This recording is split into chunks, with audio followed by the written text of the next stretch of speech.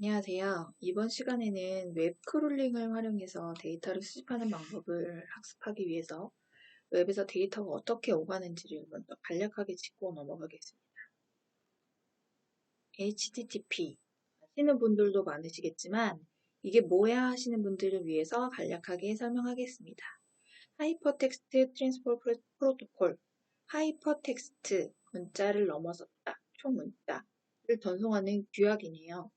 이 하이퍼텍스트, 문자를 넘어섰다는 뜻이 이제 여러분이 텍스트는 순차적으로 쭉 나열된 걸 생각하시잖아요. 이 하이퍼텍스트는 링크가 있어서 순차적이 아니라 그 자체로 임의로 바뀌어줄 수 있다는 뜻이에요. 하이퍼링크 아시죠? 이것들로 문서들이 연결돼 있어서 어떤 행위, 클릭 같은 것을 통해 자유롭게 이동할 수 있다. 대충 이런 의미입니다. 이 HTTP는 이런 형태의 문서를 전달하는 프로토콜이다라고 정리를 하겠습니다. 인터넷상에서 사용자가 이제 노트북의 브라우저에 www.google.com을 입력하면 그게 인풋이 되죠. 그리고 이 노트북과 이 구글 웹서버 간에 HTTP를 통해서 구글 페이지 주세요라는 요청을 합니다. 실제로 전송되는 HTTP 메시지는 대략 이런 형태예요. 그래서 메소드는 대표적으로 get 포스트가 있는데 웹페이지 주세요, 자료 주세요 할 때는 보통 get을 쓰게 됩니다. 그래서 이 get을 보내면 HTTP 리퀘스트를 보내면 이 구글의 웹서버는 HTTP로 응답을 주게 됩니다. 정상적으로 처리됐고 내 메시지는 HTML 형태인데 길이가 이 정도야. 그리고 그런 헤더를 달고 밑에 실제 HTML 형태의 메시지를 붙여서 응답으로 주게 됩니다. 그러면 노트북의 브라우저는 이 HTML 헤더를 보고 HTTP 헤더를 보고 내용을 읽어와서 분석하고 파싱하고 사용자가 보기 편한 이 구글 메인 페이지의 상태로 표현을 아웃풋으로 주게 되는 겁니다. 그래서 이 HTTP는 뭐냐? 이렇게 기기와 서비스를 제공하는 웹서버 간에 요청을 보내고 내용을 담은 응답을 받을 수 있도록 하는 그런 통신 방법이다라는 겁니다. 이 웹크롤링을 얘기하다 갑자기 HTTP를 얘기했을까요? 우리가 이제 웹크롤링이라고 하는 것은 결국 이 웹서버가 주는 응답 내에 있는 HTML 내용에서 내가 원하는 데이터를 뽑아오기 위한 것이기 때문입니다. 웹서버로 데이터 요청을 보내고 응답을 받고 그리고 이 웹페이지에서 보여지는 것들 중에 내가 특정한 요 정보를 얻어오고 싶어. 그럼 이 정보가 이 HTML 문서 안에 어떤 태그에 담겨져 있는지를 파악을 하고 그 정보를 얻어오기 위해 이 HTML 문서를 파싱하는 그 모든 과정을 우리는 웹크롤링이라고 부르게 되는 겁니다. 그러면 이 HTML 하는데 이게 뭐예요? 이것의 정의는 또 다음과 같습니다. 하이퍼텍스트 마크업 랭귀지로 웹페이지를 표현하기 위한 마크업 언어입니다. 이런 구조로 이루어져 있어요. 이제 꺽대로 담겨져 있는 태그가 있고 이 태그는 여는 태그, 닫는 태그의 쌍으로 이루어져 있고 그리고 그 안에 내용들 그리고 각 내용에는 그 각 태그에는 속성이 표현될 수도 있습니다. 그리고 이런 태그는 상하 관계가 존재해요. 보시면 HTML이라는 태그 안에 헤드 태그와 바디 태그가 있는 거고요. 이 헤드 태그 안에 메타 태그와 타이틀 태그가 들어가 있는 형태인 겁니다. 이런 형식으로 표현되는 문서를 HTML이라고 얘기하는 거고요.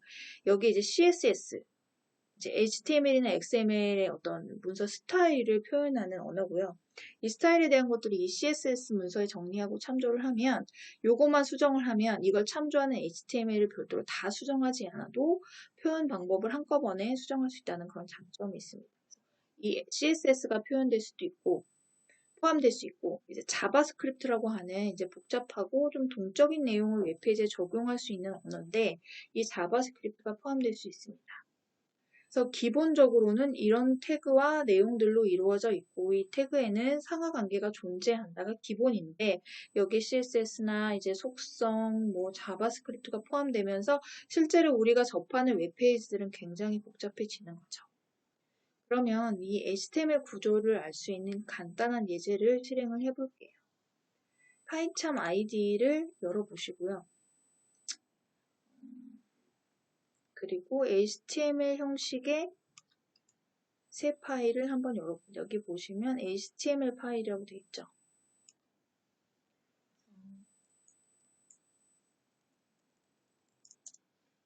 이렇게 한번 열어볼게요.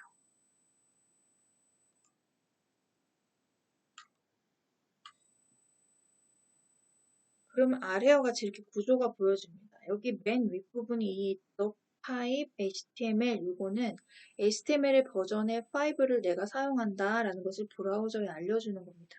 그리고 이 HTML 태그는 전체를 감싸고 있는 태그고요. 하나만 존재합니다.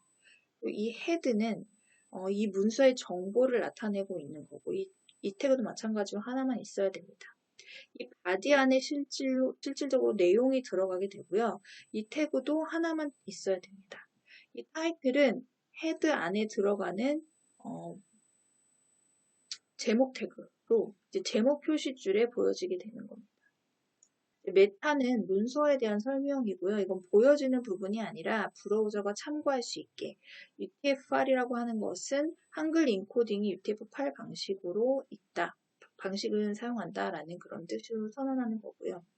이 문서에는 없지만 실제로 나중에 웹페이지 분석할 때 div 태그라든지 이미지 태그라든지 a 태그라든지 이런 부분들이 있어요. 이런 태그들은 이제 실습해 보면서 이제 살펴보기로 하고요. 그래서 그럼 이 파일을 여기다 바디에다 내용을 한번 작성해 볼게요.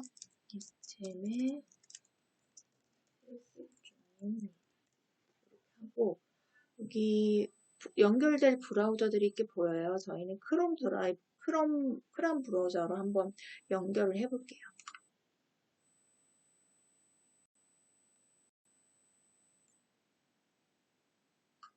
그러면 이렇게 출력이 됐습니다.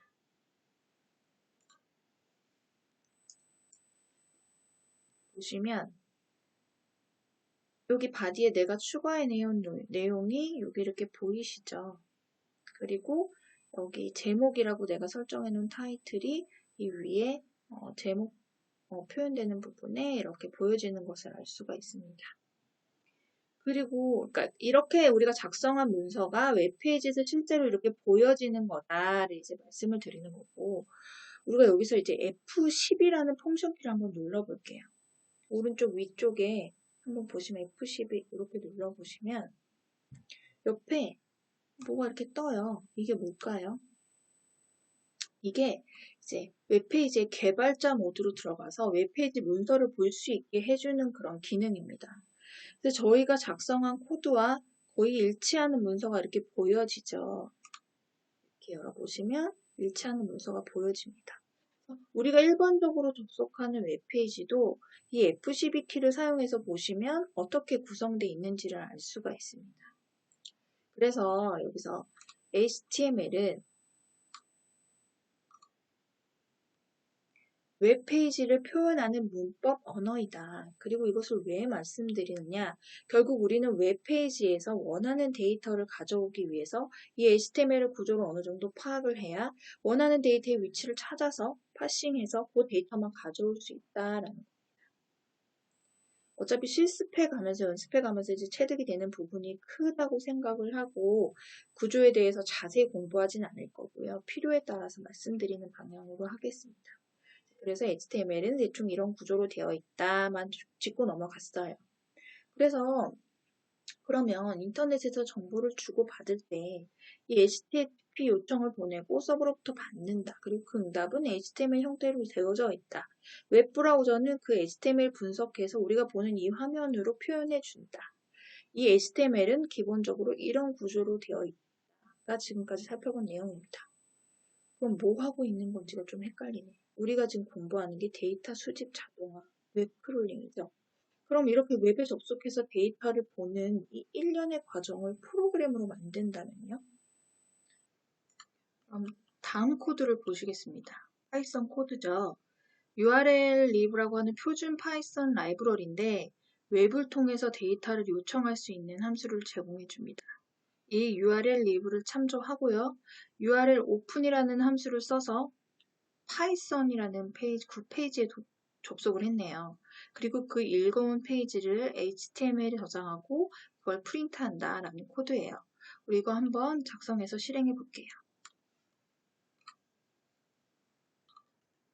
파일을 열고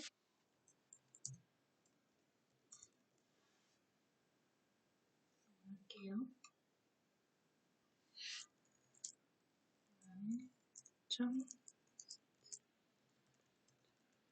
분이라는 함수를 쓰기 위해서 참조를 하고 HTML이라는 객체 안에 URL 오픈을 해서 org라는 페이지에 접속한 결과를 이 HTML이라는 객체에 저장을 합니다. 그리고 그거를 프린트 해보자. 실행을 해보면 이런 식으로 얻어온 페이지들이 찍히는 것을 볼 수가 있죠. 이 HTML에 해당하는 내용이 프로그램 결과로 찍히게 된 거예요. 요거를 이제 좀 보기 편하게 지금 CLF 같은 것들이 그냥 이런 식으로 찍혔잖아요. 요걸 보기 편하게 디코드를 해서 찍으면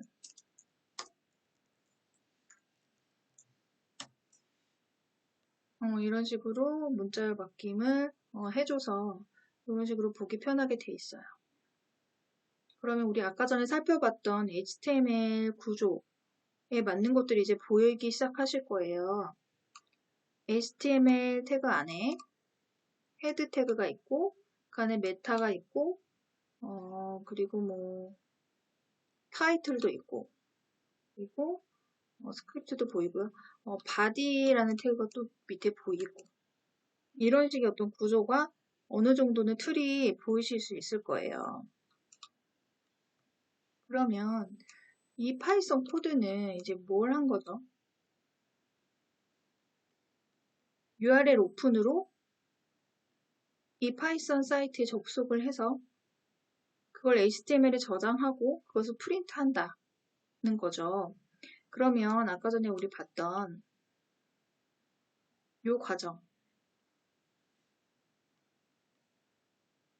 브라우저는 HTTP 리퀘스트를 보내고 그것에 대한 응답을 받았어요. 그래서 이 HTML을 이런 화면으로 보여주는 역할을 한다고 했잖아요. 이 브라우저가 하는 역할의 아주 일부분의 역할을 우리가 지금 코드로 작성을 해본 겁니다. HTTP 리퀘스트를 보내고 그 리스폰스를 받아서 우리는 이 문서 자체를 그냥 출력하도록 이렇게 코드를 작성을 했죠. 리퀘스트를 보내고 그 응답을 HTML을 받아서 그것을 찍어주는 것까지만 해본 거예요. 그러면 우리 이렇게 HTML 코드가 쭉 찍혔단 말이에요. HTML 문서가 출력이 됐는데 이 내용으로 무엇을 할 수 있을까요? 그것에 대해서 이제 다음 시간에 한번 살펴보도록 하겠습니다.